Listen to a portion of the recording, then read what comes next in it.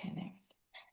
And just in case this is your first meeting, my name is Dana Rogers. I am the Chapter Services Manager here at AGA National, and I just want to say a big thank you to everyone for taking out their time to attend our Treasurer's Town Hall.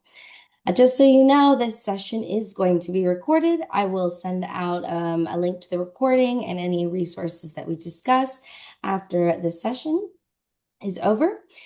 And without further ado, I'm going to turn it over to Donna Sandoval, who is our National Treasurer. Also, sorry, one thing. If you do have any questions, feel free to use the raise your hand feature or type in the chat. And now I'm going to turn it over to Donna. Hi everyone, how are you? Today I have a few slides that I wanted to share with all of you. Hopefully you can see them now. So it's good I was looking at the chat. We've got a good mix of people here that joined us today. Um, so as you know, or if you don't know, I'm from Albuquerque, New Mexico. I work for the city of Albuquerque. I've been involved with AGA for many, many years, local level, regional level. I'm going to silence my phone here. Um,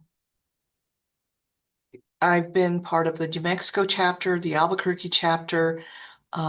This is the second time I've been on the National Governing Board. I was area director for Area 2. I'm going to say that ended in maybe 2021 or so, something like that. And now I'm back on the National Governing Board as treasurer. So it's always a pleasure to volunteer my time with AGA. And obviously the CPE is good, but the networking is a big plus. And then getting to know people from different chapters. Um, and I've had the pleasure of visiting different chapters in person just for either their PDT or they're having some kind of training event and they've invited me. I will be going to South Dakota in April. We haven't finalized plans, but I've never been to South Dakota, so I'm looking forward to that.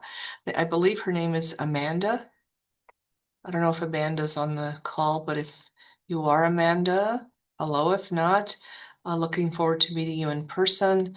I don't think we have our past national treasurer on. I don't see Michelle Yannick on. I don't see our treasurer-elect, Atisha. Here. I'm here. Yes, she's there. Atisha's here? Yes, I'm here. Oh, good. So Atisha's going to be, uh, oh, there you are. Good to see you. Say You hello to too. everyone. Hello. Yeah. Um, when my term ends as treasurer, Atisha is going to be heading up the national treasurer position. So that's exciting. But the way we have it set up with AGA, both of us are on the national governing board together, so we have a nice transition.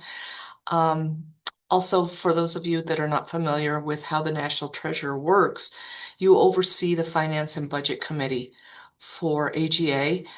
We meet monthly. We review the monthly financial statements for AGA National. Um, in fact, I was just looking at my calendar. Um, the national office should have October statements hopefully ready for us sometime today.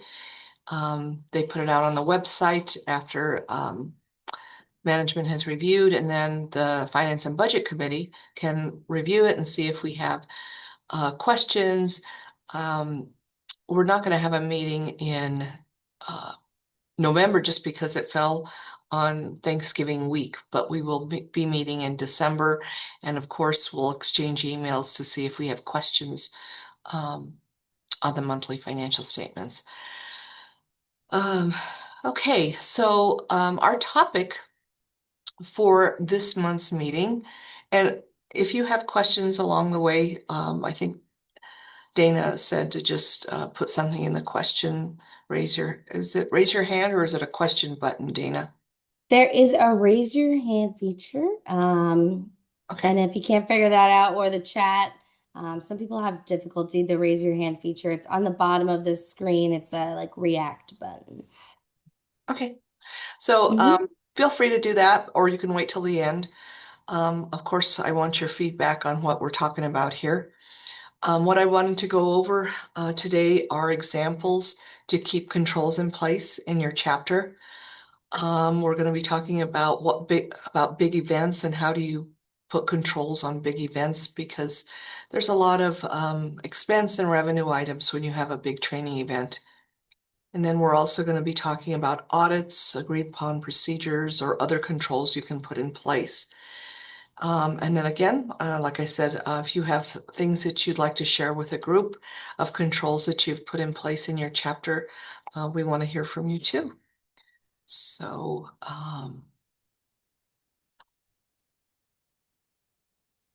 and actually, I should do slide. If I do slideshow, I don't think I'm going to see all of you. Did it go to the next slide for all of you? Yes. Okay, cool. So I just jotted down some examples of controls. Sometimes we take for granted policies and procedures. They're not the most exciting thing. I mean, but you should review those at least annually. I do that here at work just because um, it's a good way to refresh your memory of what your policies and procedures are, or they may be outdated. Um,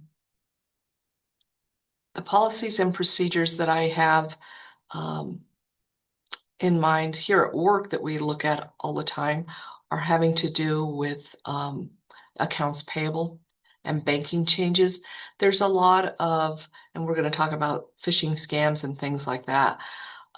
Those are good to look at annually just because there's always um, fraudsters or somebody trying to, they may send an email or something trying to get you to either send them a document or change something, right? To interfere with a payment going to a legitimate vendor. So policies and procedures and reviewing them. Um, what we do in Finance and Budget Committee, we updated the financial policies and procedures for AGA last year. What we did is we split them up, the Finance and Budget Committee. We got a small subgroup and we each took a section to look at. If you don't have policies and procedures for your chapter, this is a good time to get them in place. And if any of you need examples, I'm happy to share those too with you. I just talked about being aware and paying attention to phishing scams, right? Especially I noticed when I was on the chapter executive committee for Albuquerque, we had a chapter email address. We would get so many phishing scams through that, or they would pick it up off our newsletter. And sometimes, and you want to be able to have your members contact you, right? You want your um, email address, the, the one that you use for the chapter, and individual ones for your officers so people can contact them. But sometimes that's an easy way for a fraudster to contact you and think, hey, Donna, do you have a quick minute to meet? Or something about gift cards. That's an old scam. Um, and it's a good thing to talk about these things that fraud attempts that you get at a CEC meeting, um, and just review, let's not be hasty to answer, or if sometimes requests for payment can look legitimate, but if there's any doubt, right, um, you can either ask for more information from that person, don't click on it, or maybe contact another member of your chapter executive committee. Um, And I think I talked about this when we had our last quarterly treasures chat, is things you can look for when you're get a fraudulent attempt. Sometimes it's bad grammar. It has links on it, maybe company names that are slightly altered. It's like, that's a legitimate company, but if you look at it, wait a minute, it's spelled incorrectly. And if you're in a hurry, you might not catch that. So that's just some FYI. Another example of a control is a budget. If you have been a treasurer for your chapter for a while or been on the CEC, you want to establish a budget for the year. We might have a big training event, or if it's for donations you're going to make, or if you're going to have a luncheon, you're going to want to establish that budget. And that's a good way of controlling what you spend on, and also just what you're estimating if you're charging, right, for a luncheon or for a training event. What are we anticipating or estimating the revenue will bring in for that? And then reviewing that every month with the CEC, right? Some accounting controls. Some of these seem obvious, but I've seen sometimes smaller chapters. It's hard to, and as we know, this is a volunteer activity. We all have our day jobs, but reconciling the bank statement every month and doing it timely, and then doing a monthly report to the CEC. This is the bank statement. From that, I'm updating, as a treasurer, you should be updating your budget so you can tell your CEC where you're at, the payments that were made, if you have any revenue coming in, or if you need to follow up with some people that still owe for some training, or it may be a sponsorship from someone. Another example of a control is getting CEC approval for purchases over a certain dollar amount. We don't want a treasurer, possibly, I mean, and this is up to the chapter, if it's, hey, we had to buy some supplies for this event, if it's a small dollar item, and you may put this in your policies and procedures as a chapter, or have it as a topic for your CEC meeting and get approval or a vote from CEC that maybe above $150 or $200, we want CEC approval, and get that documented. Okay. Do we have any questions as of now? No. Okay. So what about controls for big events?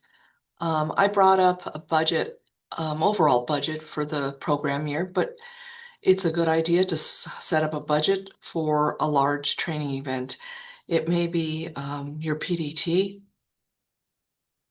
What are we anticipating our expenses will be? If it's you're renting maybe a training facility, or you're going to a hotel. Okay, let's look at past years. Or if you're not sure how much you would budget, you can either maybe get some quotes, right, from different facilities, so you can gauge, like, how much will this cost us, or how much can we afford, and then the other side of it is, how much do we want to charge our members, right? We want to give good quality training. Is it going to include a meal, or is it just one day? Maybe it's a half-day event. That's what we want to try. But getting those budget numbers in place is really important, so you can keep control both of the expenses and the revenues. And if you are having a big event, it's always good to have at least 2 people on the planning team, right? Let's look at venue selection. Like I said, let's get some ideas down. Is it just a a training room or if it's a hotel. Okay, is it convenient if you have people, members coming from different areas? Something that's centrally located, the cost, if we're going to have a full day event, are we serving lunch? How much do we think we want to spend? If you're using a registration site like Eventbrite, trying to think of what else we've used before. What's the cost of that, right? You'll have to factor that in. And then CPE tracking, and I'm not going to remember. What is the one that we use from National? Dana, do you remember? Sorry, could you repeat that question? CPE tracking, AGA uses it, and I know Albuquerque chapter uses it. For some reason, the name escapes me. Laura's on the call. Laura, do you remember the name of the? Conferences.io. That's Thank okay. you. Sorry, I was like, That's I'm pretty okay. sure it's Conferences.io, but I was Laura. having also blanking. Thank you, Laura. You're welcome. Laura's with our Albuquerque chapter. So Conferences.io, if you haven't used it, it's a great um, tool just because you can track CPE. It will create the CPE certificates because if you've ever had to do that manually, it is so time consuming and you want to make sure you have a record of CPE for your members and that you're getting it out timely. So, and collection of revenues, right? You want, like I said, you want at least two people. If it's a bigger event, you may have Albuquerque and New Mexico chapters. We do a joint PDT every year. It's usually a 2-day event. So we have probably a group of maybe 5, 6 people. That way, no one is overloaded, right? And it puts a good control in place too, where you don't just have one person doing all of that. And also another control is that planning team should report to CEC every month progress, right? Okay, this is our checklist that we had set up of things that we have to do. These are, we narrowed down the venue to these two, and this would be the cost. Or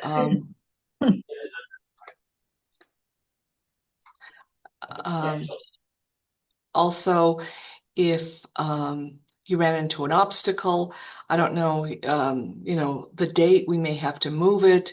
Does anybody have any issues with us moving the date of the event? And then if needed, get approval from the CEC, right? If we move the event, we may have limited members that can attend, just things like that. It's good to get a group consensus on that. And then also not just progress on CEC, but also in expenses and reporting that to CEC and making sure we're getting those paid and then revenues collected, right? Sending out invoices for members that may be a certain agency or something or a group that's sending several people and organizing that, or if it's a sponsorship and just making sure you get all your revenues collected. Do we have any questions? Yes, I don't think we do. Okay, so what's the next topic? It's talking about audits, agreed upon procedures, reviews, and other options. I know we have some very large chapters. The DC chapter is very large. They have a regular audit. Large dollar amounts, but you may be a smaller chapter. And oh, hey, Bobby. How are you? Okay, that's okay. I know you're looking for the end. That's all right. That's all right. I didn't see online earlier. So again, depending on the size of your chapter, you may not need an audit. You may have somebody that's on your CEC or a member that's able to do an agreed upon procedures. And I've been part of a chapter where we didn't have either one. We just document the controls that we've put in place. And we've talked about that just in these first few slides that I have, you have your policies and procedures, you have the treasurer report every month to the CEC. You have it documented in your minutes. So that's another option. And also I know I don't know how many of you do a CCR, citizen-centric report. That's one of the criteria is that you talk about the finances for your chapter and whether you had an audit or not. And if you don't have an audit, I did many CCRs. I would just put a little note and say, these are the controls that we have in place to make sure that we are protecting our chapter's assets and we're being accountable for revenues and expenses. And then also, again, the approval of your annual budget, and then any other controls that you have in place if you can have that documented if you're a smaller chapter. Any questions on that? No. Oh, Tona? Is it Tona? Tona Bowen? You have your hand up, Tona? Yes. So if I understood what you just said, if we vote on the treasurer's report at our monthly meetings as the CEC, we don't have to have another review.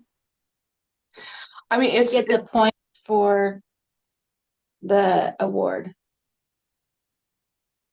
For the award for ACE, or you're talking about like to get the platinum status. That's correct. I mean, Albuquerque chapter, we're not a large chapter. We have Laura, are you still treasurer? I am still for Albuquerque. Okay. So I've been treasurer, one of the many hats I had for Albuquerque, but yeah, we don't have an audit. We don't have an agreed upon procedures. Laura, or whoever the treasurer is for the chapter, just every month reconciles the bank statement, right, updates the budget and sends it out to the CEC prior to the meeting for review. And then during the meeting, Laura will go over whatever she sent out and takes any questions, and that becomes part of the minutes. So then when you do your ACE reporting, you say that you have had the audit for the points? I don't remember. I know I've filled out more than one ACE. I don't say that we've had an audit. I just explain the controls that we've put in place. And we've won platinum several years in a row. Oh, that's great. Okay, perfect. That because we were trying to figure out, okay, so now we got to get an audit and how are we going to do that? So that is, but we've always had this in place. So perfect. Thank you so much. Tona, what chapter are you from? The Ozarks chapter, Springfield, Ozarks. Missouri. Yep. Okay. We're in Springfield. That's a smaller chapter too, isn't it? Yeah, we're very small. Okay. I would suggest doing that. Yeah. Perfect. Okay. Thank you. Sure. Anyone else? Questions on that? Okay. So internal controls in your chapter, that's my contact information if you don't already have it.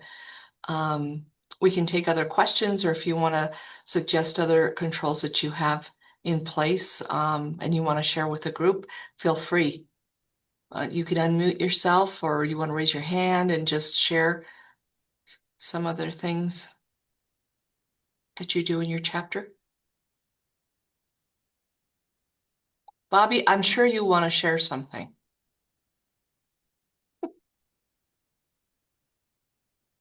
No? Oh, Laura. Oh, good, Laura.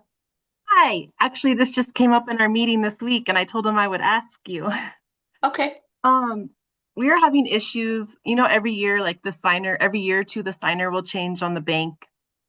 And we have personal cards linked to certain things that get paid every year. We wanted to see what National's view was on debit or credit cards.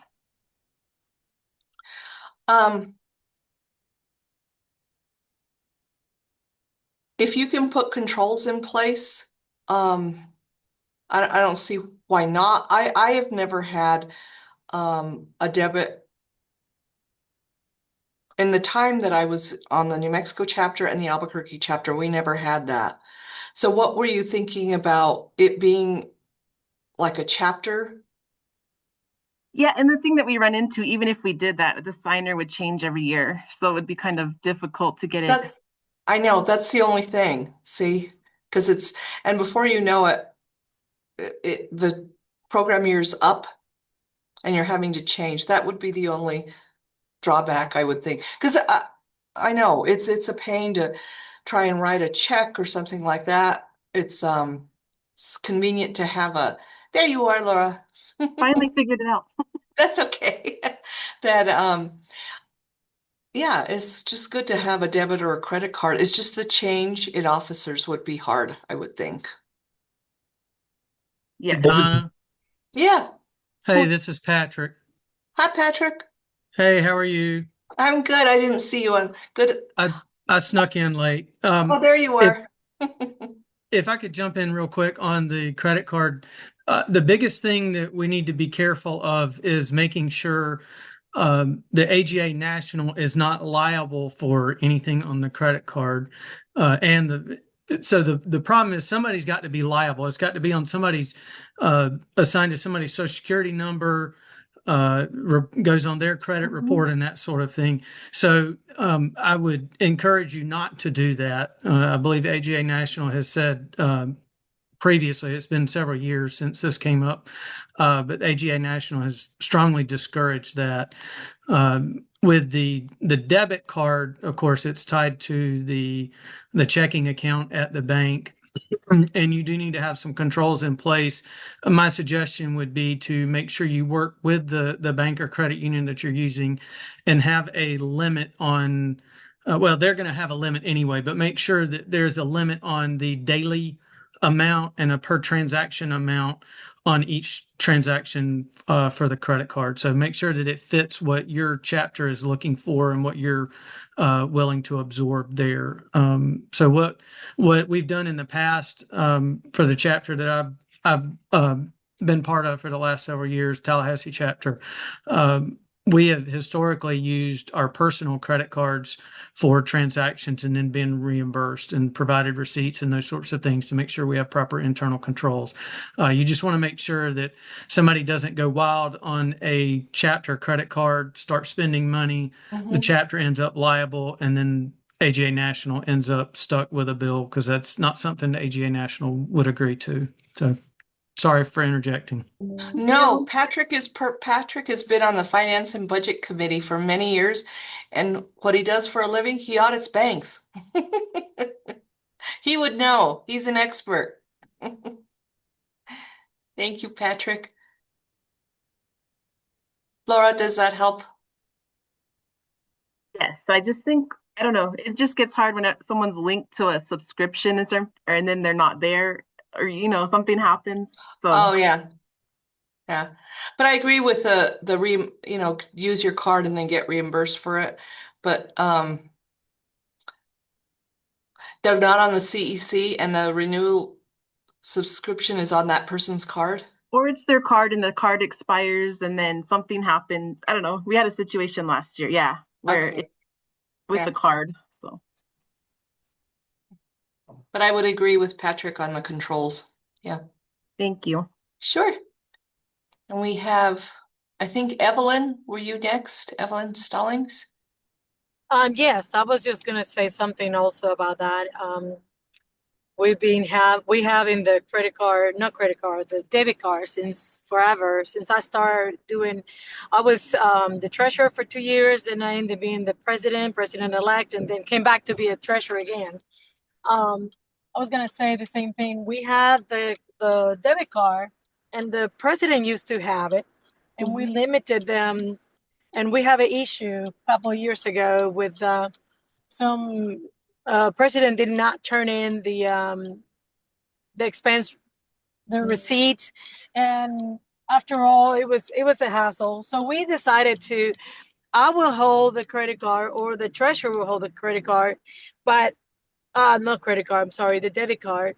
We have a limit per day to use, and we use it mainly to if we order food to call it in. Other than that, we do reimbursement or to certain, so it has to be approved too, because sometimes people think, oh, it's fine. It's, like one person told me one time, it's not your money. Why are you so stingy? I'm like, Yeah. it is not my money, but if I'm in charge, I'm responsible for the budget. I wanted to make sure that the budget carries through, But I think the debit card is very convenient, especially when you order food for an event and you can call it in. But we do have a limit. So that was one of the best controls, have a limit. And the other thing is to do, if I cannot go ahead and call it in and use the card, then you have to use it, and then I will reimburse you once you give me your receipt. So that would be good. So just a thought. No, that's good. Thank you, Evelyn. Yes. And then Lisa Rutherford. Hi, yes, I had something to add on that. I'm from the Charleston, West Virginia chapter, and we do have debit cards on our checking account. We have 3 people who have them. They're all tied to our chapter account. However, each card has a separate number for each one of us. And so they can be tied to the person who makes the transactions. And there are limits on them. And like when I'm currently the treasurer, when I log into the account, I can see those 3 cards for our account. Okay. And we also we had to, each activate our own cards. And the way we have our access set up is if there is, a potential fraudulent charge, there's more than one of us on the account that gets notified. Like when you get that little text that says, hey, something might be happening. And a good example of that is this fall we always have a 2-day conference in the fall. I happened to be in Walmart doing personal shopping, and our chapter president, who's also handling our education for this year, was in another Walmart buying gift cards. And it cut her off because it wouldn't let her buy the number that she needed. We do some as door prizes, just small nominal ones, and to outside speakers sometimes. And I texted her real quick because I'm like, holy cow, I'm looking in my wallet going, did somebody get my card? And I texted her and the other girl, and I said, are either of you using your card at Walmart? And Emily immediately texted back and she goes, yes, it just declined me for. So we have those controls in place too, that all 3 of us are also going to get a text if there's something wrong. So just some thoughts there. If your bank, can set those up that way. It is convenient that each one of us, it's in our own names and we can see who did the charge, and it's just not one card that we hand out. So Lisa, that's a good point. I have my personal cards set up. Yeah, I have them in my wallet, but I get alerts. Yep. You can even set a dollar limit if it's above a certain amount or any transaction. That's a good thing. You figure, hey, did I leave my card somewhere or whatever? Then you're alerted if it's used. Yeah. Yep. And that's great that all 3 of you get an alert. Yeah. Good control. We're always all asking each other, like, who's doing what? That's right. Yeah. Thank you. Bobby, did you want to say something? What I was thinking about as I heard the discussion, I agree with everything everybody said. And Patrick, thank you for starting that off. I think everybody had some very good input. But over the years, I've heard chapters discuss this about the idea about setting a debit card or a credit card, which is really, I think, is worse than a debit card in some respects. But I'd highly recommend not doing it if you can possibly avoid it, just for the reasons that people, and especially Patrick pointed out. But I can see where it would be helpful to a large chapter, perhaps, maybe, but making sure you have those internal controls to ensure that it's kept under control. Is critical. Thank you, Bobby. Anyone else? Well, that was some good. Oh, Raji, did you want to say something? Yeah, I was actually curious about do we have like best practices around bank selections? I know I'm here in Cleveland and we're in the federal building, so we have a couple of credit unions here, Century Federal, which is who we're currently using, but they're moving out the building and it's going to be less convenient for us to use them. So we're thinking about switching to Navy Federal, but I just was thinking like, is there a particular bank that most of the treasurers are using, or if they prefer a preferred bank that is used amongst treasurers. So I don't know if we have any recommendations on a specific bank.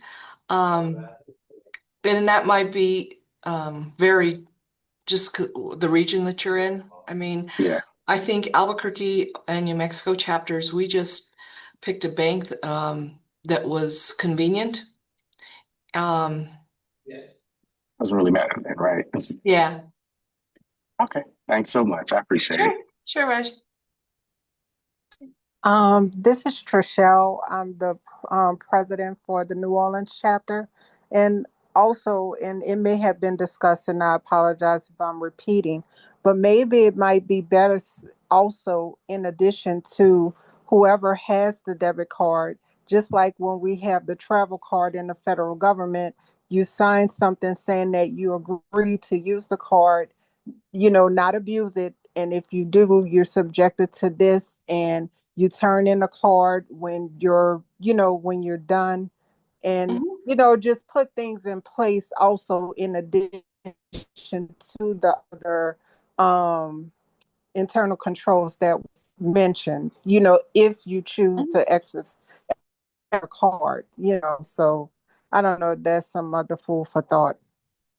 No, that's good. Thank Just you, so they Trish. could be accountable, Yeah. just so they could be accountable in addition to the other. Trishelle, that's good. That's good input. We talked about policies and procedures, and you could include something like that as a control. Yeah, that's good input. Anyone else?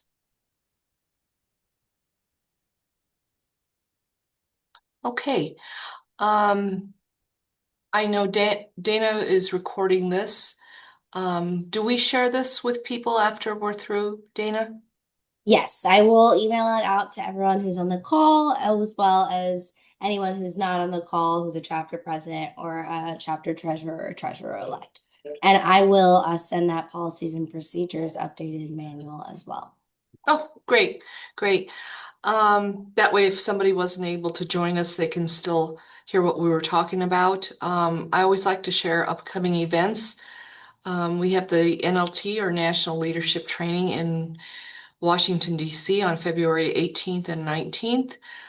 It's great if you can go in person, but it's also live virtual. It's a good training.